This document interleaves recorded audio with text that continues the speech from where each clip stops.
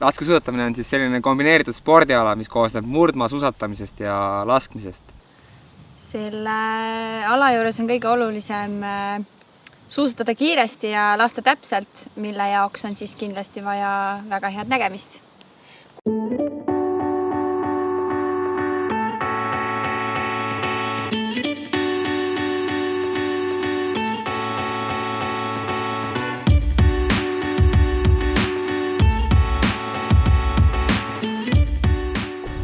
Üks hetk ma lasketiirus ei näinud enam plekke ja ma käisin silmaarsti juures ja mulle määrati prillid, sealt edasi ka läätsed.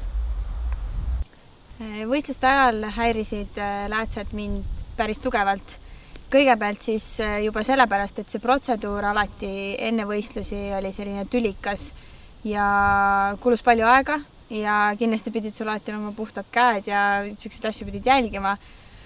Võistluse ajal oli see selles mõttes tüütu või ebameeldiv, kui tuli suur tuul või külmad ilmad, et mul juhtus 2 maailmameistrivõistlustel, kus lääts tuli peaaegu et silmast ära laskmise ajal, mis siis pani laskmise ajal mõtlema hoopis teistele asjadele. Endalgi sarnast juhtunud. Kuna mina pärast treeningute vaheajal kandsin päris palju prille, siis ma võiks öelda, et talvel oli see ikka ääretult ebamugav või mis sina arvad? Ma ei kujuta ette, kui peaks prillidega talvel suusatama. Ebareaalne.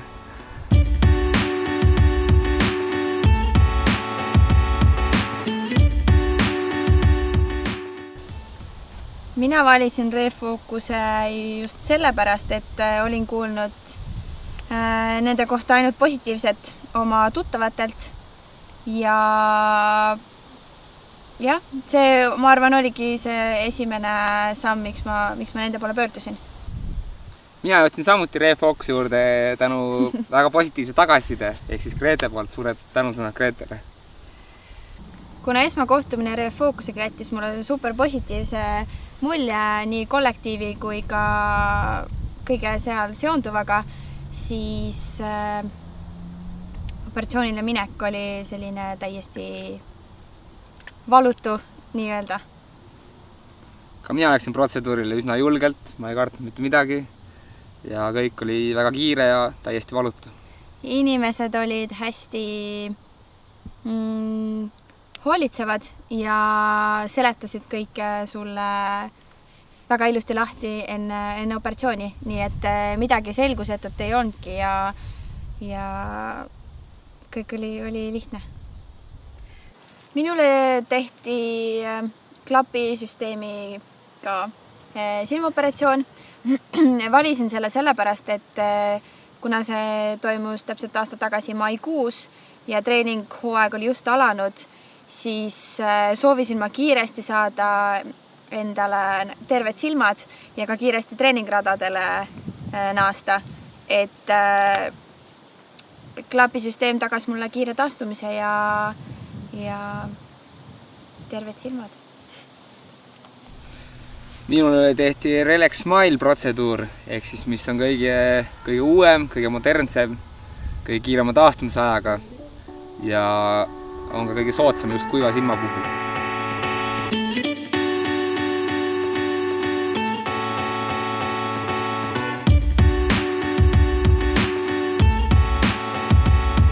Minu taastumine protseduurist ei olnud arvatavasti kõige kiirem.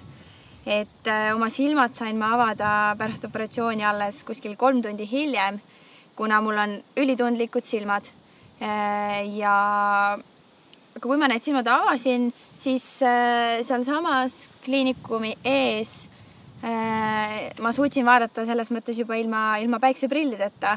Ja see esimene moment, mis ma nägin, et kõik asjad, need olid selged ja piirjoontega, mis siis minu, ütleme, et laskesuusakarjääri jooksul polnud sellist asja varem juhtunud, sest et alustasin täpselt siis, kui hakkasin ka prille kandma. Mina sain silmatahti kohe peale protseduuri ja läks nii mõnigi päev ainult ja juba ma olin treeningradadel taas. Majast välja läksin üsna reipalt sealt et juba pilt oli üsna selge ja küll aga olid esimesed tunnid natuke ebameeldivad, et pidi tilgutama üsna tihti, et silmad korralikult ligunesid ja aga see oli ainult ajutine kõik.